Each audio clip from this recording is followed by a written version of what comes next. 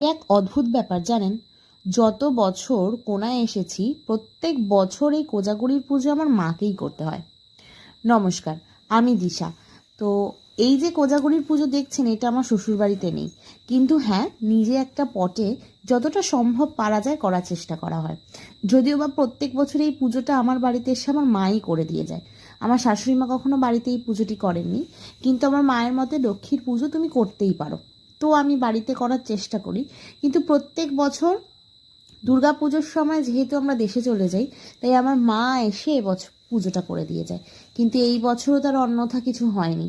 এই মা লক্ষ্মীর মনে হয় এটাই চাহিদা থাকে যে আমার মায়ের হাতে কোজাগরী পুজোর দিনে সে পুজো পাবে। তাই প্রত্যেক বছর কোনো না কোনো ছুতে মাকেই আসতে হয়। আমি প্রায় এখানে কোনায় এসে গেলাম 5 বছর, কিন্তু পুজো আমার মাই এসে করে দিয়ে গেছে। জানি লেট আপডেট, বাট প্লিজ ভালোবাসা অবশ্যই দিও।